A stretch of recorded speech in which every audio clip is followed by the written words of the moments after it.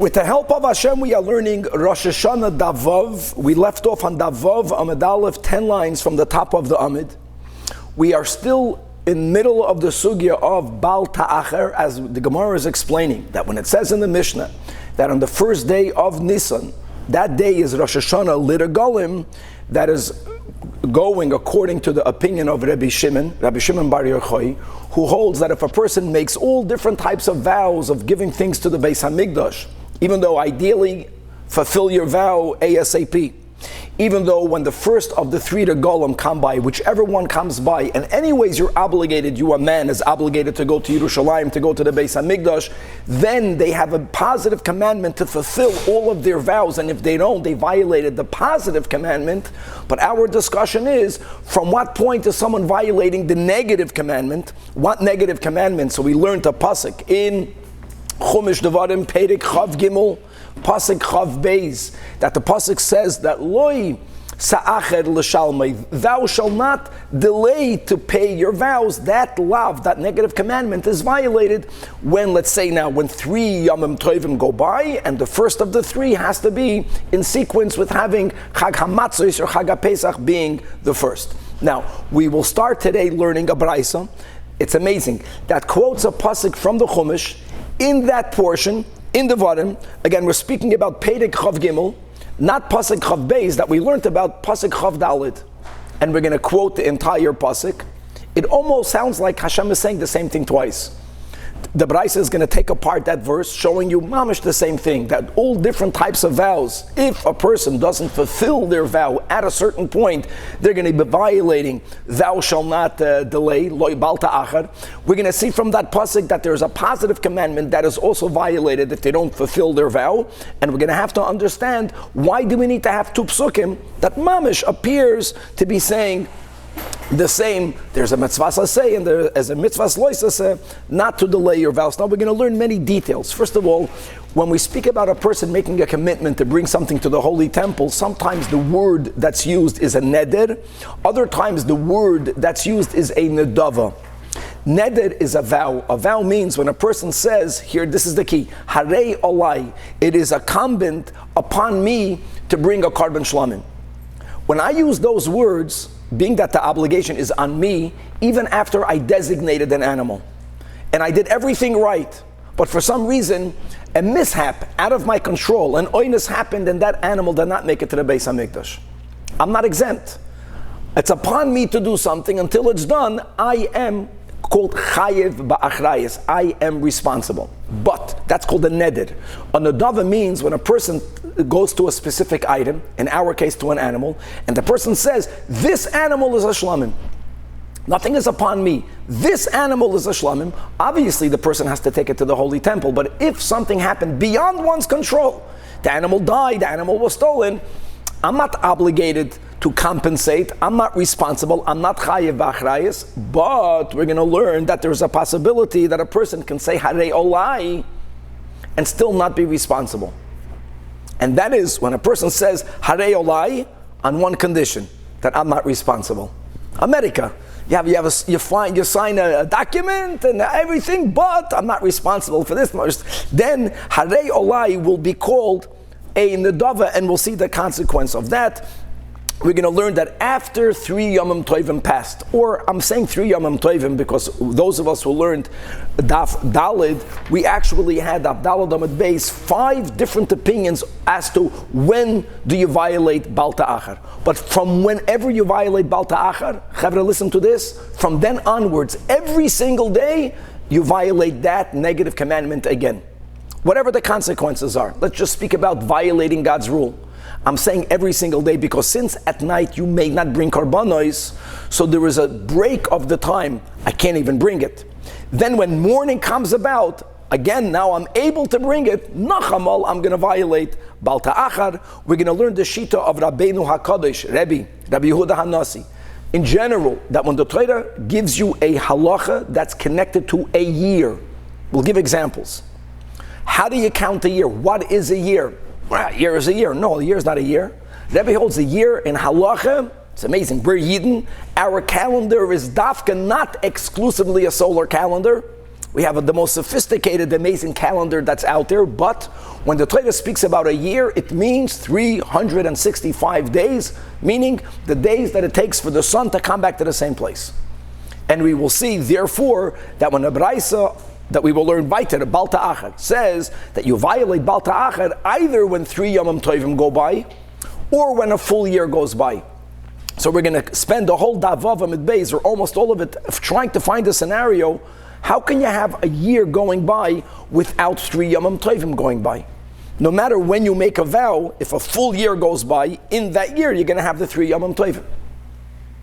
So we're going to learn Sheeta of Rabbenu. If a year means 365 days, I'll speak it out when we learn Amid Beis. No, you can have a full year go by.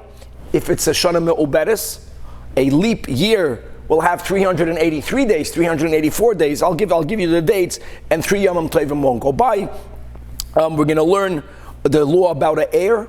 If a father designates an animal for a korban, and the father passes away, the children, in many cases, are obligated to bring that animal on behalf of their father.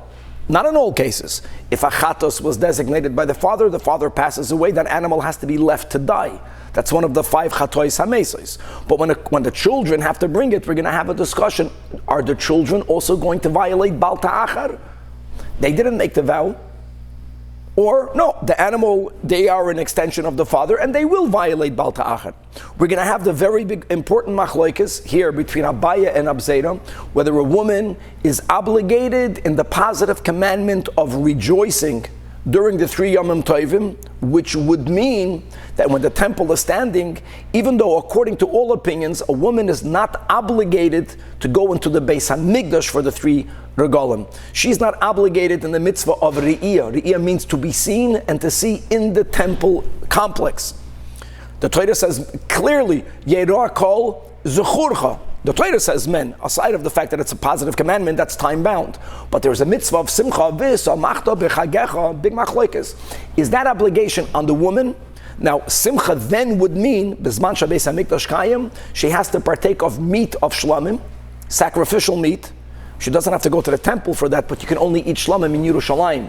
That will mean that she has a chiyuv to go to Yerushalayim, or no, the obligation is on the husband that he has to make his wife happy. Now, if she chooses to go to Yerushalayim, it also will mean he has to give her meat.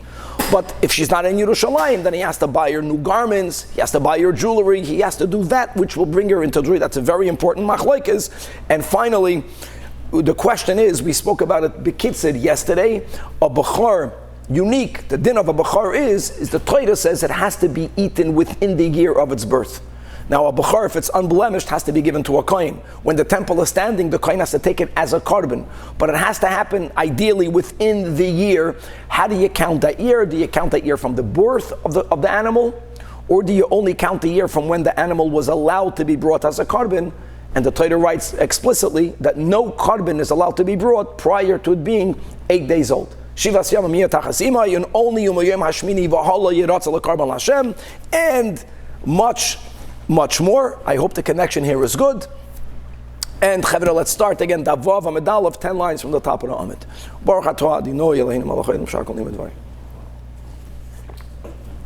Says the Gemara Tanach Rabbanan.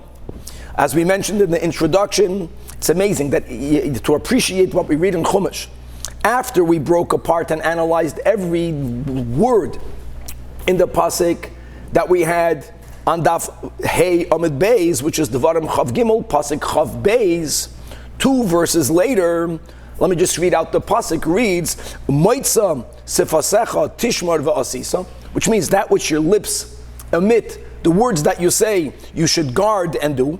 Kashen Nodarta, like you vowed. Lashem Elekecha, to Hashem your God. Nidava Asher Dibarta Beficha, that which you spoke. If you appreciate, it's very extra, it sounds like it's repetitive.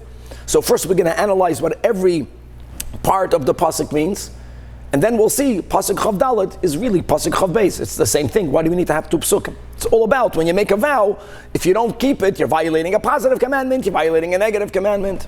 So says the Braisa, when the pasuk begins with the words Moitzet Sifasecham, that which literally, that which emerges from your lips, that's the positive commandment to pay your vow. When it says tishmor, guard, the word tishmor has a negative mitzvah connotation. Like Shmira Shabbos. Shmira Shabbos means guard the Shabbos, don't break the Shabbos. Don't work on Shabbos. Tishmor is a mitzvah loisaseh. If you don't fulfill your vow at a certain point, you'll be violating a lav, which we call bal ta'achar.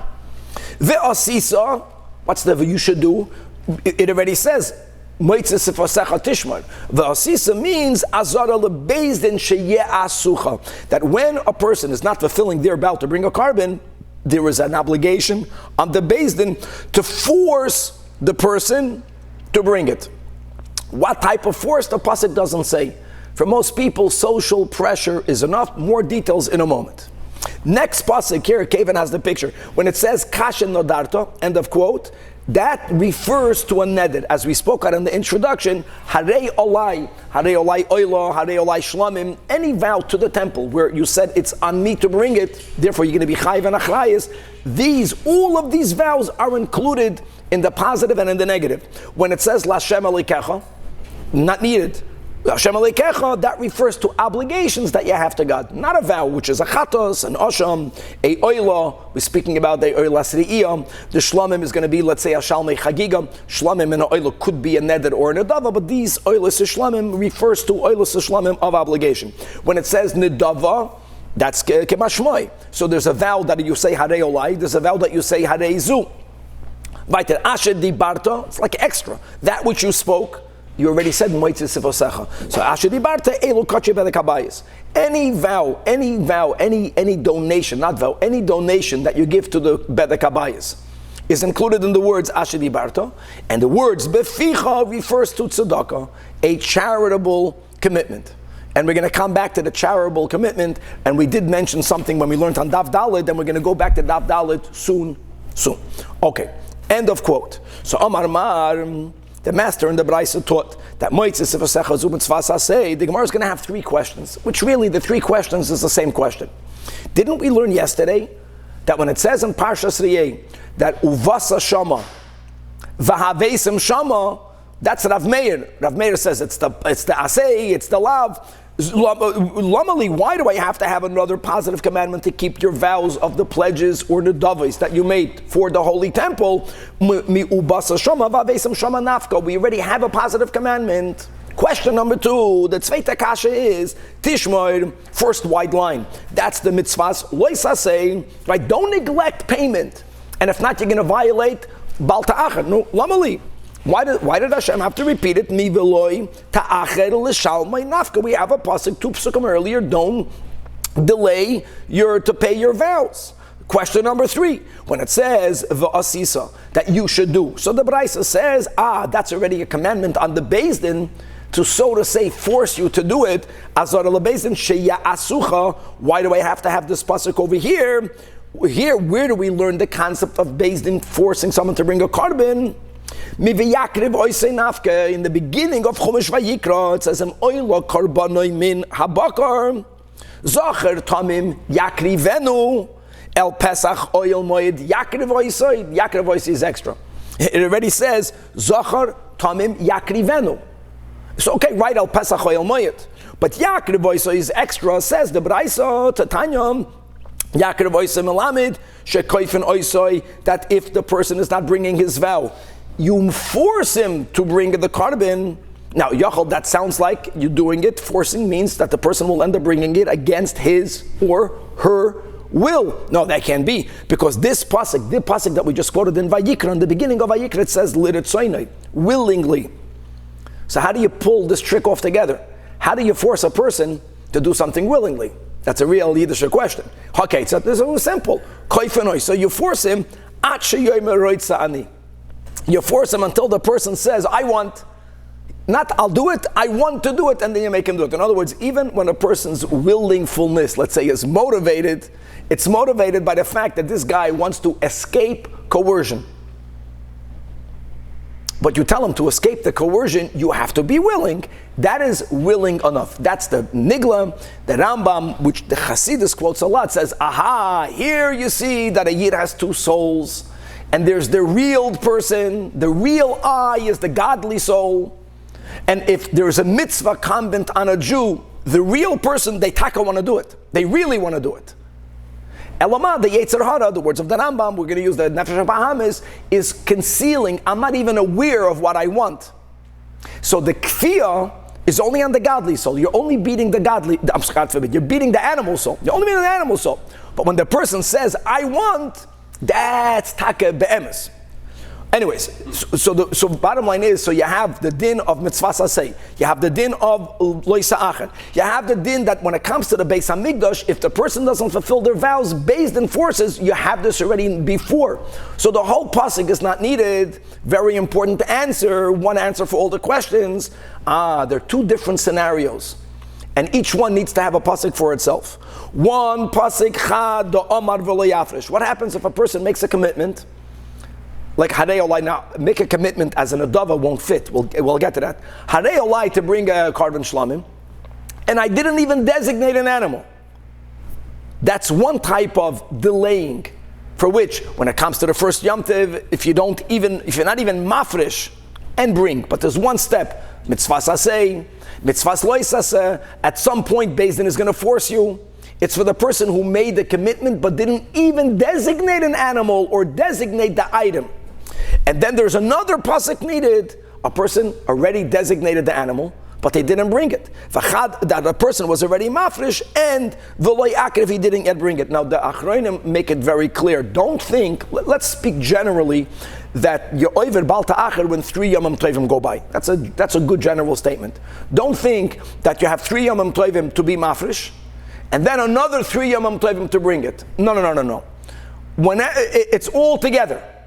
It's all together. From when you made the vow to designate a korban until when, God forbid, you're going to be violating Bal Ta'achar, you have the 5-way machlikas that we had on Dav Daled Amud Beis, but it's 2 different steps and one doesn't cover the other. And the Gemara speaks it out. Because if there would have been only one pasuk, we're not saying which pasuk goes for which one, but it's irrelevant now. If there only would have been this concept that if you make a commitment and you don't even designate it, then you're violating, that makes sense. You said you will designate and you didn't. But once you already designated, even though you didn't bring it, one might have thought, you know what a person is going to say? Wherever it is, it's in God's world. It's in God's treasury. Bei Giza or Bei Gaza the Rachmana Isay. If I pledged, I will bring a Korban Shlamim, and I designated the animal, who has the animal right now? I might have argued, Hashem, it's in God's world.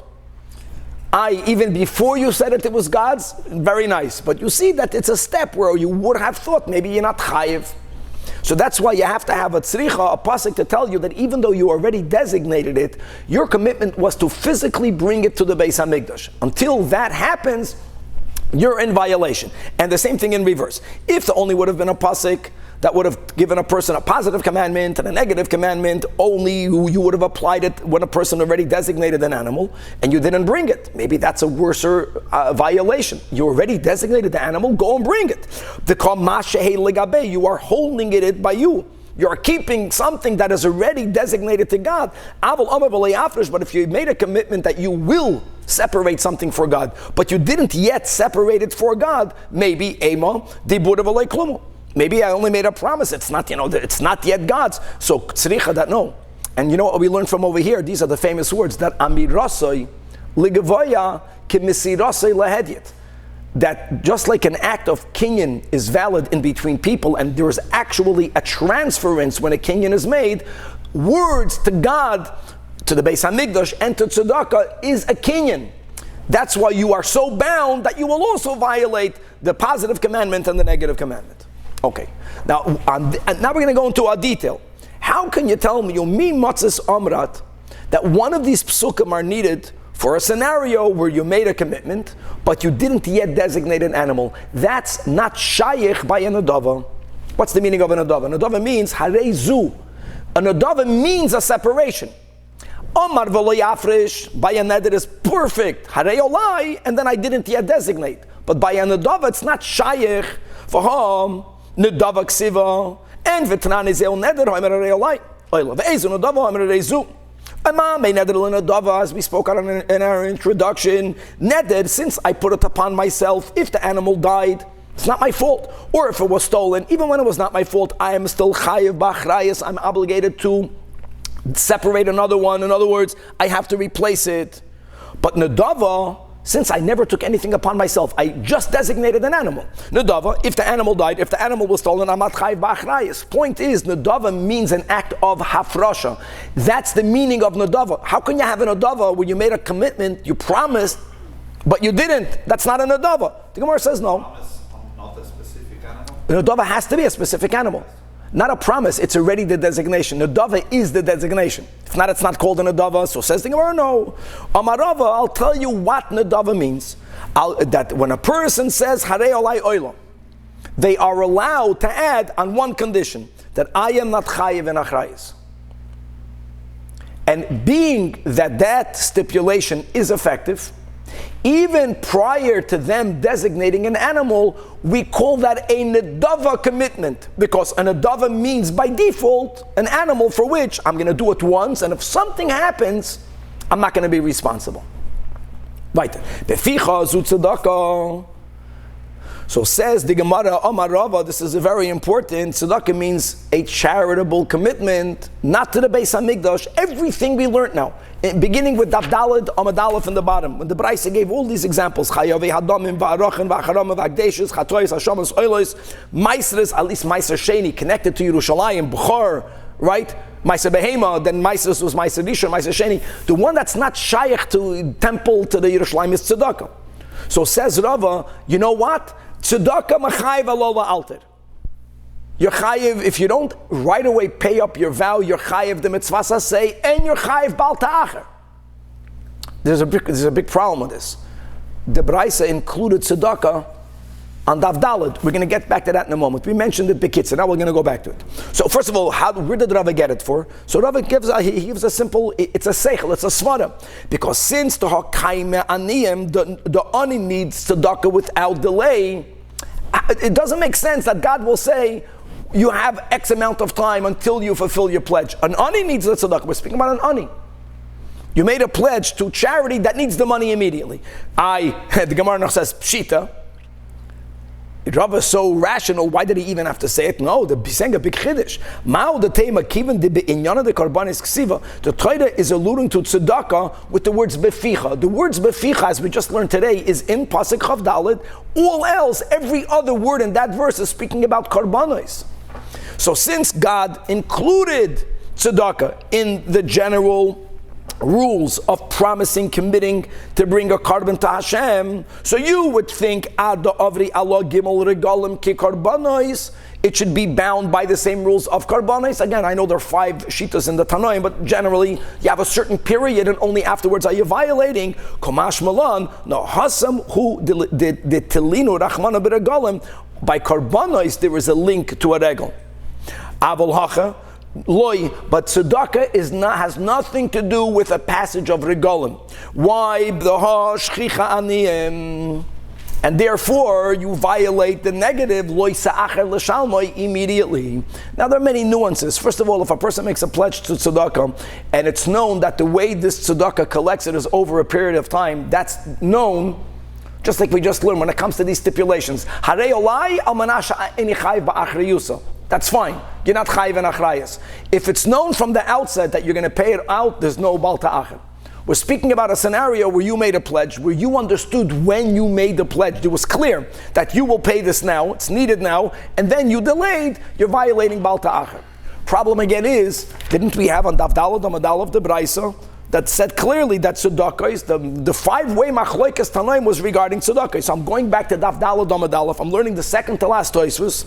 So when the Braisa says tzedakah is u'maisras, zok Tosfos, v'hada amar Rava lekaman on Daf Vav. He's quoting what we just learned right now, that tzedakah mechayv alola alter.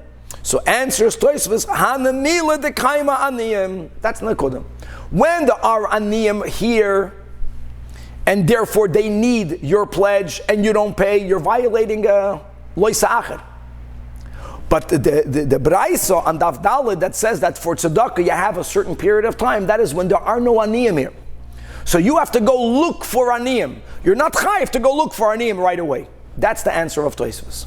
I just want to add one. There's so much to speak about, but it's not that. It's a bit so late. So when giving to someone where there's no aniyim and there's 3 Yom Tov to pass all that? Aniyim means if whatever you pledge to, if they are not available for you to give it to them. If a person makes a pledge to Cheder Menachem, the default is give it right away, unless you tell the recipient they need it right away, that I'm going to pay out my pledge as I could, or I'm going to pay out my pledge over 5 years. I'm going to pay out my pledge over 1 year. That's not a problem. So when would this apply? When a person makes a commitment. I would say that most at least organizations right now understand that pledges won't be paid right away. But if there's an ani, there's an ani. Let me tell you how many poskim apply this halacha. Do you know that there are people that hold that al pi halacha, if you have hungry people around your table Friday night, you're not allowed to say Shalom Aleichem Eishes Chayil before Kiddush. Some people paskin that way. You have to say it during the fish course. Why? Because someone is hungry, they invited you to the house to eat. We're not speaking about today, no one is hungry in America. Sometimes people are hungry also, you just don't know about it. Someone is hungry. You're delaying. You come home and you're schmoozing and you're singing and you're adding a niggin and you're benching your kids and this guy is dying from hunger. According to some opinions, you're violating. I think there were certain Litvish Gedolim that whenever they had a guest in Europe, people were starving. They never said Shalom Aleichem Eshes Chayil until the first course was served. No, Shalom Aleichem and all the good Zachen. You have to make Kiddush and go eat.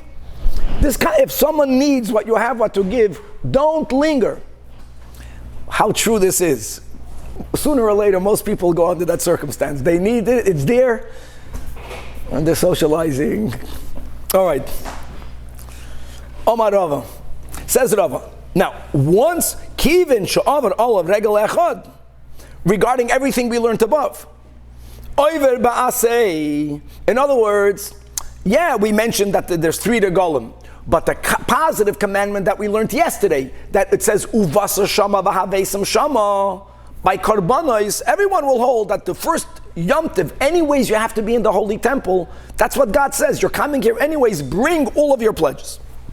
It says in a Mishnah in Eiduyois, hey, Rabbi Yeshua Rapapayis, Al-Valat Shalomim, if a person, Rashi writes, either designated a already pregnant animal as a shlomim, or if a person designated a non-pregnant animal as a shlomim. But prior to them bringing the animal got pregnant, and now it gave birth. Either case. So what's the status of the Vlad? So Rabbi Eliezer holds that the child is not offered. We're not going to go into the details of Shitas Rabbi Eliezer, but here comes along Rabbi Shana Papayis, and they disagree with Rabbi Eliezer. And they say, Al Vlad Shlamim, that an offspring of a carbon Shlamim, Shiyakriv Shlamim, it's brought just like the mother. Now, Amar of Papayis, Ani Meid, I know that this is true. I'll testify, Shahoisa Lanu Parashal Zivchei Shlamim.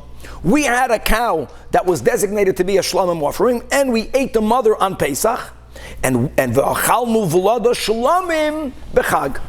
Just to prove, not like Rabbi Eliezer, that the offspring b'chlal is not brought, the offspring is brought. Now hold on. If Lat shlamim has a din of a shlamim, I know Balta Achar, you have more time. But now that Rav is saying that according to everyone, 1 Yom Tov goes by, you're going to be chayiv on the positive commandment of Vasar Beis Shama. How did they wait until Chag? Chag normally means Sukkos.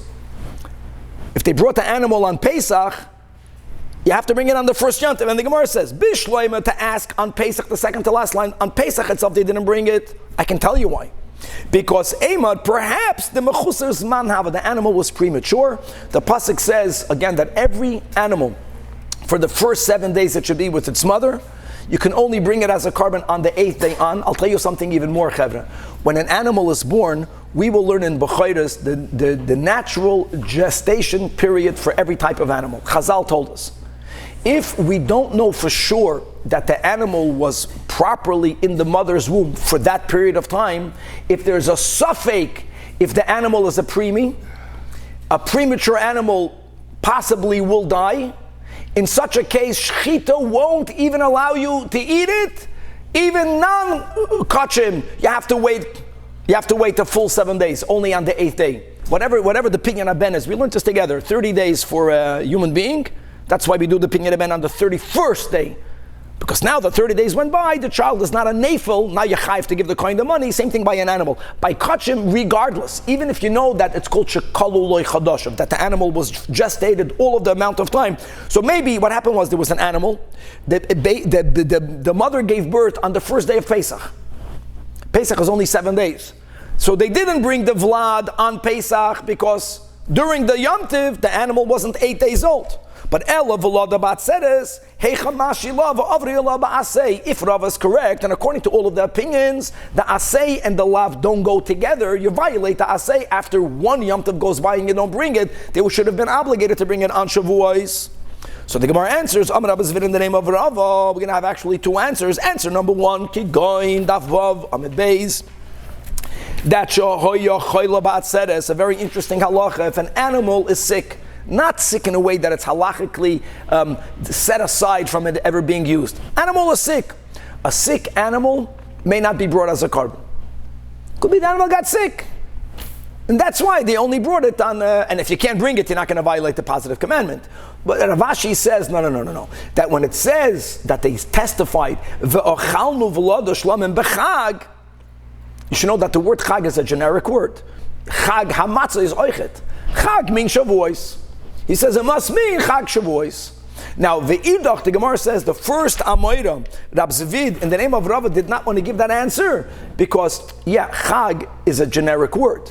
But whenever you are specifying the names of the Yomim Tovim, as he did, that I testified that we ate it on Pesach, if you call Pesach Pesach, not Chag, then you call Shavuos Atzeres. And not Chag. Chag means Sukkos. That Kol Heicha, the Tani Pesach, Tana Atzeres. Anyways, these are the two approaches. But Rava is not refuted, and another din of Rava, many dinim of Rava. He amends the Mesoiras Hashas. Amar Rava. Kivin Sha'avru Allah Gimel Galim, or any other amount of time for which that Sheeta will hold your chayiv in Loi Sa'achar L'Shalmai. You know, it's not that you violate Bal Ta'achar once. B'chol yoim v'yoim over Bal Ta'achar. And it makes so much sense because since you cannot bring a carbon at night, if you can't bring a carbon at night, that means that at night it's not shaykh. The next morning you are able to. Again, you're going to violate. The night breaks the days to your detriment. What's if there would be the possibility of bringing it day and night, then you can argue you're violating it once, the deadline passed, and you are in violation. Very good. Meisvei, how can he say that you're over b'chol? Yes. Is there a malchus for Balta'achar? Oh, so we spoke about this. Now you know we spoke about that. I know, but I'm saying, would he be potentially the chayiv? Okay, some of the Achrayim say like this, that if the person who did not bring it decided never to bring it, and only God knows that, then theoretically the chayiv malchus. Very much as people say that if you don't do a bris milah, you chayiv kares, right? One of the two positive commandments. Now, you can still do a bris milah. So one approach is, if a person doesn't do a bris milah and they decide never to do it, they're already chayiv kares. They make that link. Right, but you can't get kares more than once. Whereas malchus, you could get 100 times. That's right. I'm saying, are you saying that every single day? Yes. Exactly. Yeah. Meisvei, it says in a braisa, echad b'chor, and again, we had this on Daf Hey Amid Beis, Rashi quoted the pasuk by a Bechor. It says, Lifnei Hashem Elekechot Echlenu Shana B'Shana. There's something about the Torah says a Bechor has to be eaten that, we learned also yesterday. If you didn't eat it that year, then the person violated, but the Bechor is valid. But you should eat it year and Echad Kol HaKachim. Again, we have the consensus. We're going with the general statement that when 3 Yomim Tovim go by, you're violating Bal Ta'achar. So here look at the words of the Braisa. Kivin she'avar aleh shana b'lo galim. If either a year goes by, even if 3 holidays did not go by. Now how is that possible? We will discuss this soon. Or 3 Yomim Tovim went by without a year. That's easy, right? Let's go with Rab Shimon. Even if the 3 have to be in the sequence of Pesach, Shavuos, or Sukkos. If a person makes a pledge, Erev Pesach, to bring a carbon shlom, Erev Pesach, they're going to be chayiv Bal Ta'achar after Sukkos, after the end of Shmini Atzeres. That's a half a year. A little bit more than a half a year. That's it. Or you go with Rosh Hashana, you violate Bal Ta'achar. Now hold on. How is this a problem with Rava? Rava says that once you're chayiv bal ta'achar b'chol yom v'yom. So they in the yeshiva they says, but look at this. So very rare. So the Gemara says, what's this? How does this refute? They didn't chap. So the other chevra in the yeshiva asked, "V'hai mai tiyufte? Why are you b'chlal bringing this to refute Rava? What do you see here that challenges Rava? What's the kasha against Rava?" So Amar Rav Kahana, I'll tell you why. Man the komoisav, shaper komoisav, don't make away. The guy in the yeshiva that brought this brayso against Rava was saying good. Because michti tana alave komahader. See, and we never had this detail until now. Now the brayso is trying to find different scenarios when you will violate. Either a year without regalim, one option of violating, or regalim without a year. He's giving you different cases when you'll violate. He should have added, or every single day. In other words, since this Tana is finding different scenarios when you violate Bal Ta'achar, if what Rav is saying is true, the Braisa should have said this also. That once that either of these options happened, Mikan Ulahalon, every day you're violating Bal Ta'achar. So B'chol Yom V'yom, every Bal Ta'achar, he should have said that. Litni, the Braisa should have mentioned that which Rav is saying. But the Gemara says, okay, at least I get that there's a problem, but I know the answer. V'idach, meaning Rava, Tana lemikbe'ei balave koma'ader. Yeah, he's looking for different scenarios when the lav will be established. But once the lav is established, whether it's only once or whether it's every day, the Tana is not discussing that. Balave yisayda loy koma'ader. But this Braisa is looking for different scenarios that will establish the initial Bal Ta'achar. Now the second scenario was self-understood. 3 Yomim Tovim, even though there's no year. But Gufa we learned before. Echad b'chon v'echad kol ha'kotshim, kivin she'avra leil shana b'lei regalim. Either a year went by without 3 Yomim Tovim, or 3 Yomim Tovim went by without a year, you violate Bal Ta'achar. So it says the Gemara, Bishleim, the second scenario, regalim b'lei shana mishkachas, like we mentioned. Pesach Shavuos Sukkos. Elo shana b'lei regalim hecha mishkachas. How is it even possible? How is it even possible? In every year you have 3 regalim. Now, Zok the Gemara like this. If we're going to follow, at least in part, the Sheeta of Kisidron, who holds Kisidron? Rab Shimon Bar Yochai. So let me tell you how Mishkachas law, I'll tell you what happened over here. A person made a vow in Iyar. Now, it's like Rab Shimon, but not like Rab Shimon. Because according to Rab Shimon, if you make a vow in Iyar, when are you violating Bal Ta'achar? No. Kisidron. Rab Shimon holds that's the Mishnah, that the Echad Be'Nisan Rosh Hashana L'Regalim. Kisidron means that it has to be 3, but you have to begin with Chag HaMatzos. So if I made a vow in Iyar, the Braisa said that on Dav Dalet. So there are times that 5 Yomim Tovim have to pass until I violate. According to Reb Shimon, you're only going to be chayiv after Sukkos of next year. Because the first Yom Tov after the year is Sukkos, but you don't count Sukkos first. It has to be Pesach first. Chag HaMatzos is Chag HaShavuos, Chag HaSukkos. So according to Reb Shimon, I can explain that this Tana will be a 6th opinion. It's going to be like Reb Shimon, but it won't be like Reb Shimon. This Tana is going to tell you that even though from Iyar to Iyar, you went over 3 Yomim Tovim, but not Kesidron, so it's not Regalim, you're going to be Chayiv anyways. It has to be Kesidron. But if a year went by, Shana B'Shana, the words from B'char, even though it wasn't Kesidron, you're going to be Chayiv anyway, is good. But Ela Laman Deleis Le Kesidron, which is the Chachamim, the Tanakama of both Braises, it's not about Kesidron. Whenever 3 Yomim Tovim go by, you're going to be Chayiv. So if a guy makes a pledge in Iyar, so let me tell you, so what's the next one? Shavuos. What's the next one? Sukkos. What's the next one? Pesach. Pesach is over on the 22nd of Nisan. And that's it. That's before a year. Before a year went by, 3 regalim went by. Find me a case where you're going to have a year without 3 regalim. Hecha mishkachas la. And another detail. Another knech. Yes, we spoke out of the introduction. Let me give you the scenario. We had this either in Beitza or in Sukkah. I think we had this in Sukkah. That when a person sells a house in a walled city, we're speaking all in Eretz Yisrael during the times of Yovel. So they're different. Normally, whatever I sell, is really only a lease, because in Yovel everything goes back to the original owners. There are exceptions to that. One exception is that if I own a house in a walled city, if I sell it, on one hand, I, the seller, have the right to buy it back within a year. Within a year. I have a shana tamima to buy it back against the will of the buyer. That means the guy who bought it doesn't make any investments for the first year because he might lose it. But if a year goes by and I don't buy it back with all the details, I cannot borrow money to buy it back, there's many pratim. But if I don't buy it back, then it's the property of the buyers forever. It doesn't go back to the seller in Yovel. Now, what's a year? What's a year? Is it that, again, let's go to Iyar. A person sells it Rosh Chodesh Iyar. Do they have until Rosh Chodesh Iyar?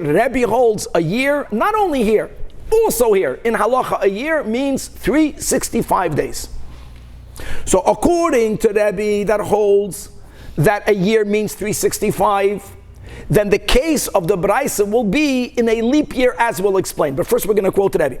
The Tanya, when it says Shana Tamima, that the seller has a Shana Tamima to buy it back, and Rebbe says, what is a Shana Tamima? Not the calendar date. Hello, not the calendar date, but Moine Gimel Meyas V'Shishim Chamisha Yoim. You count 365 days. What's the number 365? Kimin Yomoisa Chamam, which are the amount of days that it takes for the sun to come back to its same place, vis-a-vis the constellations. Why would they go according to the Yomoisa Chamam? That's a kasha, okay, but that's not, and by the way, that's not only here. We're going to learn about the Sol Sugya soon. Is good. The Chachamim say no, that the halacha of selling a bias bebate orechaima. But not only here. When the Torah speaks about a year means Moina either Yud Beis Chodesh Meyoim Leyoim.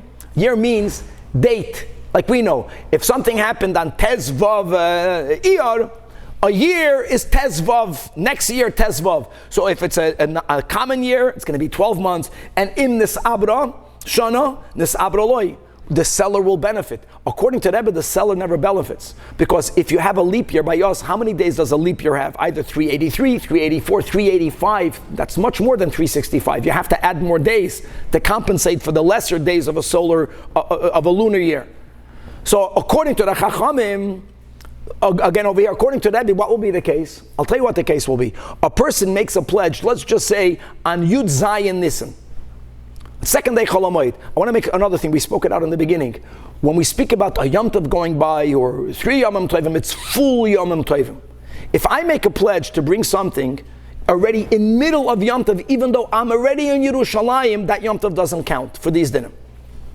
So I made a pledge Yud Zayin Nisan. When there is a leap year, when does the date end? Chaf Zayin Adar. And therefore, Chaf Ches Adar, according to Rebbe, if it's only 365, so you had a year go by, Chaf Ches Adar, the first Pesach didn't count because I made my pledge already inside Pesach. How many Yom Tovim went by? Only Shavuos and Sukkos. I'm still before Nisan. So then it's good. But according to the so Mishkachas Lo Rebbe, the Agdish of Basar Chagamatzis doesn't mean after the Yom Tov. It means, I'm just giving you an example. You can do it after Pesach also. But the Gemara says that when the end of Adar comes, you already violated. So that's why I'm giving you an example. The end of Adar, if you made your pledge after Pesach, it's going to be before Pesach the next year, but it's going to be in the month of Nisan. But okay, but say that, you're not going to have 3 Yom Tovim. The Chimat Shili Adar Basra, once the end of the second Adar, if there's a leap year, Shana Malya, you completed the year according to Rebbe, 365 days passed, but yet Uragalam Leimalu. So that would work. Well, in the case of Rebbe, it could be also less than 300. 100%, but just finding where can there be a scenario that a person makes a pledge and a year goes by and not 3 Yom Tovim. So according to Rebbe, it works. But the Rabbanan say that a year means the date. I don't understand. If I make a pledge, no matter when the pledge was, 1 year later in a Jewish year, you're going to have 3 Yom Tovim. In most cases, it takes less than a year. But in a year, in every year, look at a calendar. In every year, you're going to have 3 Yom Tovim. But again, you want that full 3 Yom. Even for full. So if you make a pledge in the middle of Pesach, so past a year, you don't have So it must be that if you make it in the middle of Pesach, when you come to that date, maybe you connect. You have to connect. So the Gemara answers, Kedatani Rab Shemayim. And let me say this by heart. Now we are beginning to learn about the making of the Jewish calendar.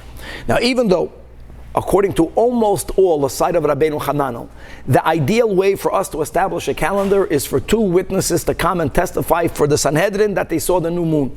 And only based on their testimony do you establish that day as Rosh Chodesh. We were told by Moshe Rabbeinu, who learned from God Almighty, exactly how the heavenly bodies move. And we know that a lunar month is 29 and a half days and a bit. We will deal with the bit later. We also already spoke out on Daf Hey, I think on top, that Menei Yomim V'Kadesh Chodesh means that we cannot begin Rosh Chodesh in middle of the day. The units that are used to count towards a month, a full unit will be Rosh Chodesh. Now, if really a month is 29 and a half days, but you can't make Rosh Chodesh in the middle of the day, how can you establish Rosh Chodesh keeping it the closest possible to the real Moilad of the Levana? You know how? By having 1 month be 29 days, and the next month 30 days. Simple. 29, 30, 29, 30. When you do that, every 2 months, averages out 29 and 30. Each month was more average 29 and a half days. Now that's not perfect, and we'll have to deal with the not perfect, but that works. Rab Shemaya holds that even when there was a Sanhedrin, they needed always to establish the months. One day would have 29 days, one day would have 30 days. Which means that even if the moon was not sighted because it was cloudy, they established Rosh Chodesh nonetheless. Every month every year it was Malay Chaser. Malay means a full month, 30-day month. Chaser means a deficient month, 29 months. If that's the case, and these pictures, I don't know if they help, but you have a nice picture here. If that's the case, if it's always going to be that way, Kedarab Shemayo. No, not like Rab Shemai. Why do you need the Edom? Because ideally we want to establish it based on the testimony. Just like nowadays, Shlomo, there is no Edom, and we establish Rosh Chodesh without Edom.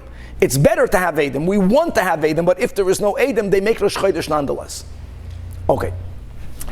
If you don't follow this opinion, and you need the Edom, then will this month have 30 days or 29 days? It doesn't depend on whether the Moilad really happened. It depends whether Edom saw it.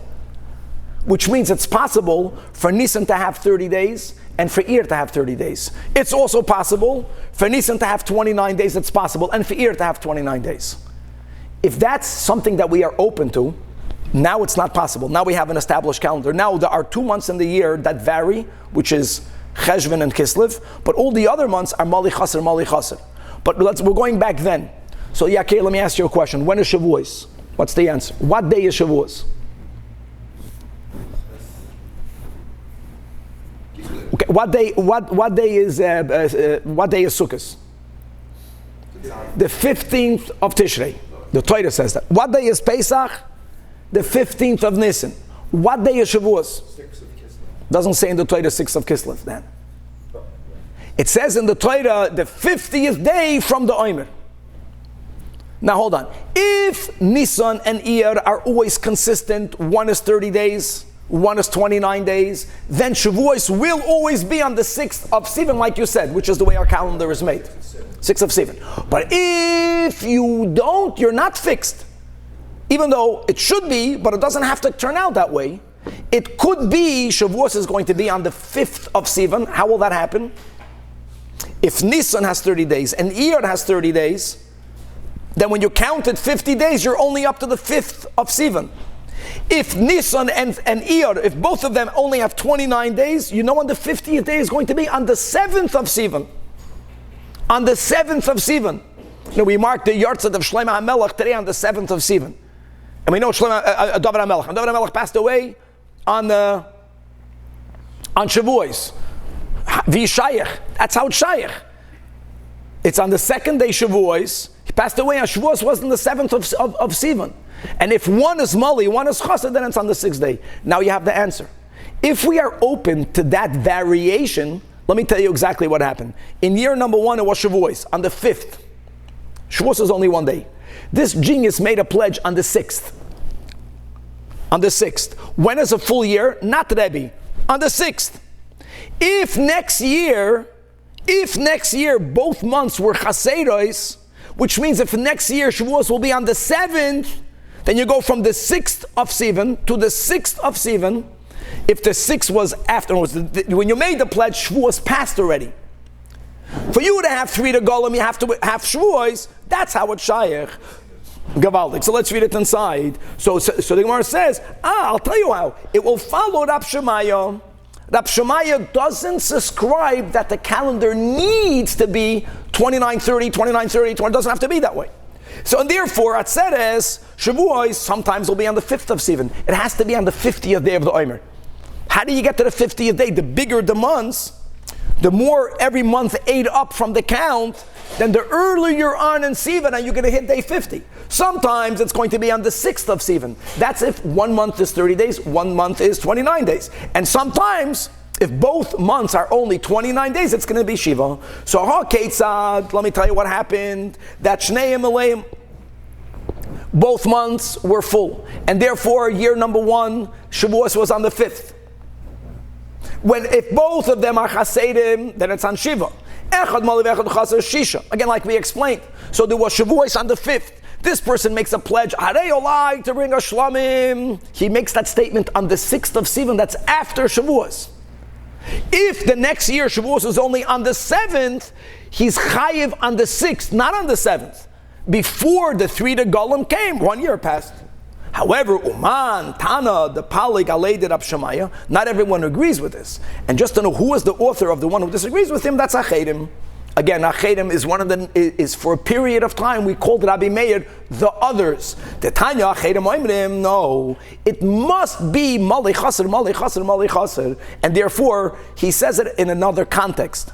He's saying it in the context is, what day of the week was this year Rosh Hashana? According to Achedim, you will know what day of the week will be next year's Rosh Hashana. You'll know.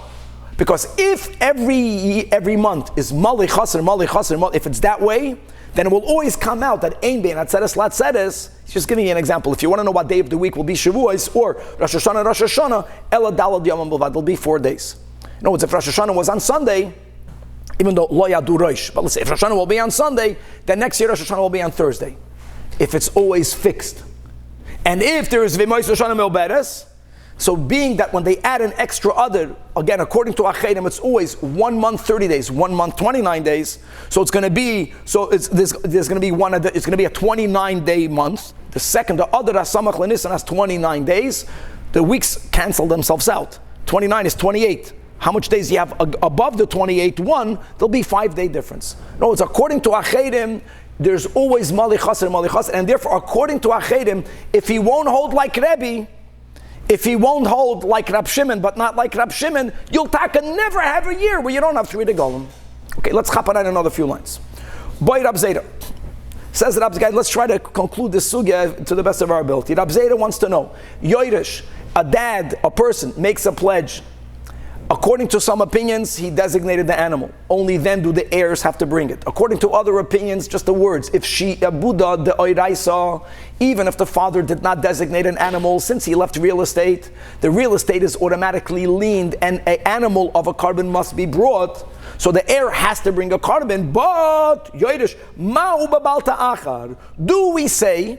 It says in Pasuk Chav Beis, Kisidoir Neder, if you will make a vow, etc., Loisa Achar L'Shalmai, and V'haloi Neder, he did not make a vow. Or no, use the words, it says in Parshas Re'eh, the positive commandment, Uvasa Shama, when you get there, bring your commitments. Well, I have to bring my commitment, V'hamachayev. So, and you can argue that since the Asay is going to be Chal, maybe the Lav will also be Chal. So Tashema, the answer is clear from Abraisa. The Tani Rabchia, that when it says Me'imach, that the loisa achar l'shalmei me'imach from you, meaning plat liyodesh, a yodesh will never be chayv on. They have to bring it, but they won't be in violation of the slav. Did we not learn yesterday? Me'imach comes to include leket shikhan peya, where the Torah uses the words me'imach by all these three. So the Gemara answers, you can learn both. Imach alludes to leket shikhan peya. Imach es ha'ani imach. Me'imach is coming to tell you, not from the Yodesh. Another question. Is a woman going to be violating Bal Ta'achar? Now, she is definitely not obligated to go to the temple. But according to some opinions, she is obligated to go to Yerushalayim. So you can argue, since you have to go to Yerushalayim anyways, you might as well bring it. And if you don't bring it, you're going to violate Bal Ta'achar. In the mitzvah of Re'iyah, and Re'iyah is Shalish Pa'alam Bashana Yeruah Kol Zechurcha, as Pnei, that's in the Beis HaMikdash, and therefore, since she's not chayiv to go to the temple, we can penalize her if she did not bring it in the lav of Bal Ta'achar. Taka does not demand for her to go to the temple, because simcha means to have simchas shalmei chagiga. The shlamim you don't eat it in the temple, you eat it in Yerushalayim. But you can say, since she has to go to Yerushalayim, you might as well bring it. So Amalei Abaye says, I don't get your question. Since she's obligated in the mitzvah of simcha, since she's that close, it makes sense. If you're that close anyways, and you don't bring it, you're going to be in violation. Abaya says she has to be that close. Abaya holds that the obligation of Simchas Yom Tov is never on the woman.